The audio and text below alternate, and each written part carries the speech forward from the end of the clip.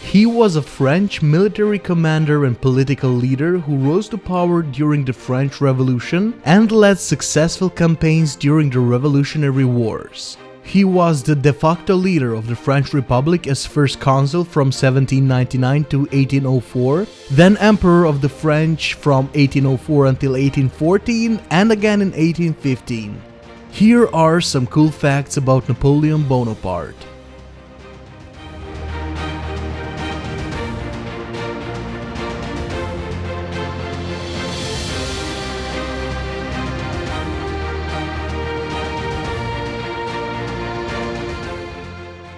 Napoleon was born on the island of Corsica not long after its annexation by France to a native family descending from minor Italian nobility. The dominant influence on Napoleon's childhood was his mother, Maria. Her firm discipline and strict upbringing had the biggest role in controlling Napoleon's wild and relentless character when he was a child. Later in life, Napoleon even said, "The future destiny of the child is always the work of the mother." His father Carlo was an attorney who had supported and actively collaborated with patriot Pasquale Paoli during the Corsican War of Independence against France. Upon his 9th birthday, Napoleon moved to the French mainland and enrolled at a religious school at Autun in January 1779. But just 4 months later, he transferred with a scholarship to a military academy at Brienne-le-Château.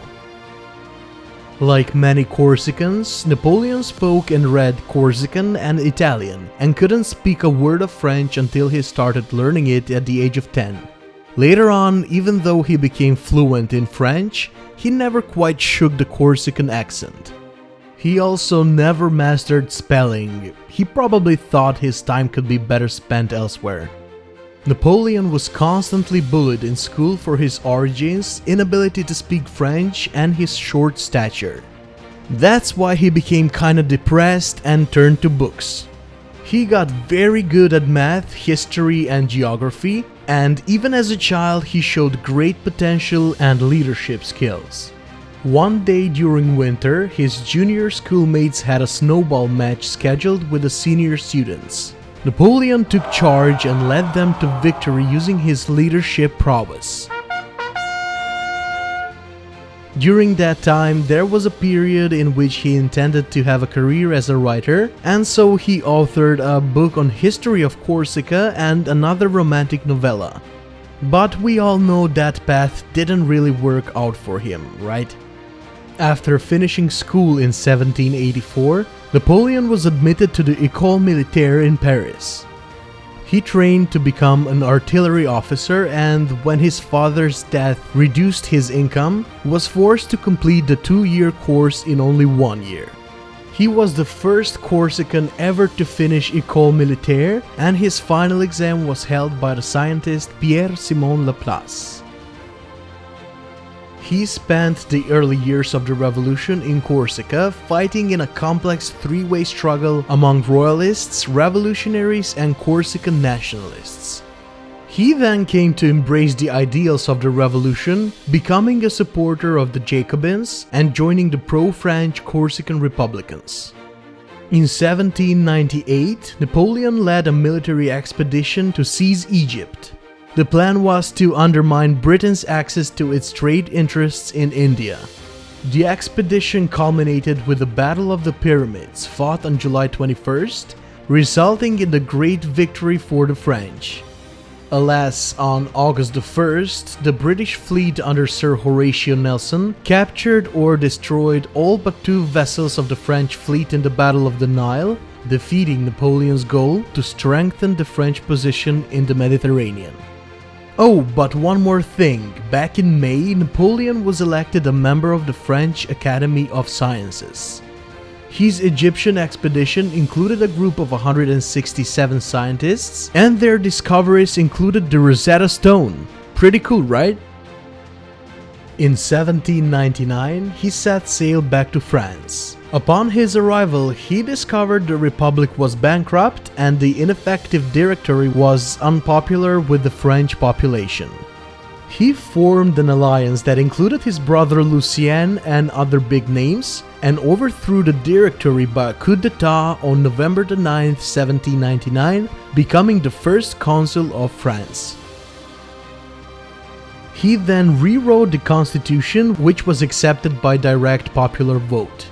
His new constitution preserved the appearance of a republic, but in reality established a dictatorship. Yikes. During the consulate, Napoleon faced several royalist and Jacobin assassination plots. To expand his power, he used these assassination plots to justify the creation of an imperial system based on the Roman model. Launching yet another referendum, Napoleon was elected as Emperor of the French in 1804. The coronation took place at Notre Dame de Paris and was officiated by Pope Pius VII. Two separate crowns were brought to the ceremony: a golden laurel wreath recalling the Roman Empire, and a replica of Charlemagne's crown. Napoleon spent the next 10 years in constant war, battling and adventuring all over the world. But I won't go into greater details here because that is a topic for a whole other video. Anyways, after he retreated from war in Russia in 1812, he found Europe in turmoil. Heartened by France's loss in Russia, Prussia joined with Austria, Sweden, Russia, Great Britain, Spain and Portugal in a new coalition. Napoleon assumed command in Germany and inflicted a series of defeats on the coalition, culminating in the Battle of Dresden in August 1813. However, attacking Russia turned out to have been a bad move, and despite a few victories, the opposing army was just too overwhelming, and the French army was pinned down by a force twice its size and lost at the Battle of Leipzig. This was a battle of epic proportions, and the fight took lives of over 90,000 soldiers. The coalition gave Napoleon the opportunity of a peace treaty offering him a fair deal, but he wasn't willing to accept the terms until 1814, when it was too little too late. He tried to retreat to France and got as far as Fontainebleau when he learned that Paris had fallen. But he wouldn't just give up that easily. He actually pitched the idea of marching on Paris next, but his senior officers finally mutinied and he was forced to announce his unconditional abdication in April 1814.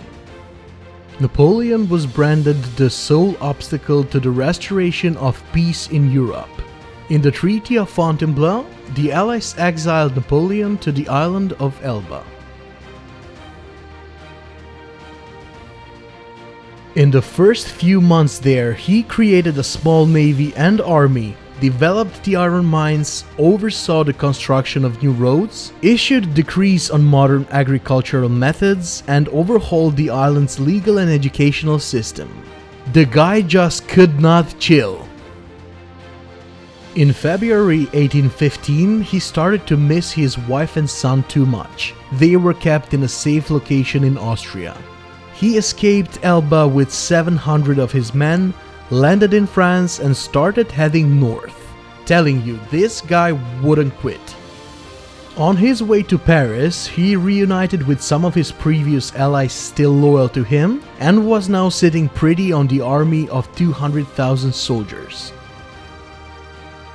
Napoleon arrived in Paris on March the 20th and fought two coalition armies, commanded by the British Duke of Wellington and the Prussian Prince Blücher, who has this look on his face like he could just eat your head off your shoulders, doesn't he? Anyways, they fought at the Battle of Waterloo on June 18th.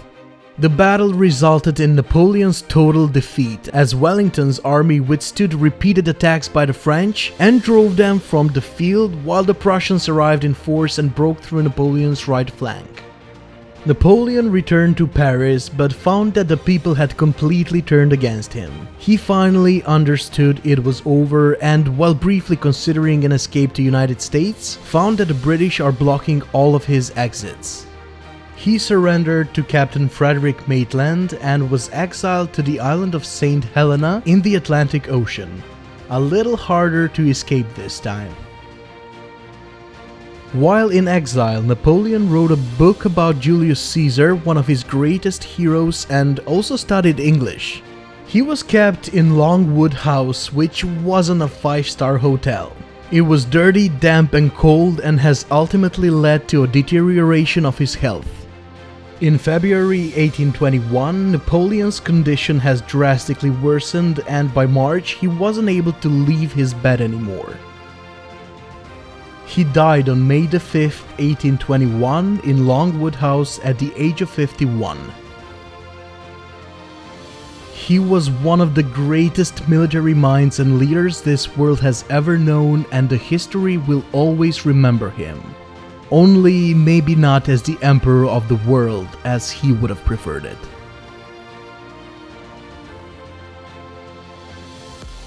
Damn, this was a long video. Congratulations for making until the end. If you have any questions or you want to discuss something, you can do that in the comment section below. And please do join my Discord server, I'll put a link in the description here. And like always, for more videos like this one, consider subscribing to my channel Photon Feast.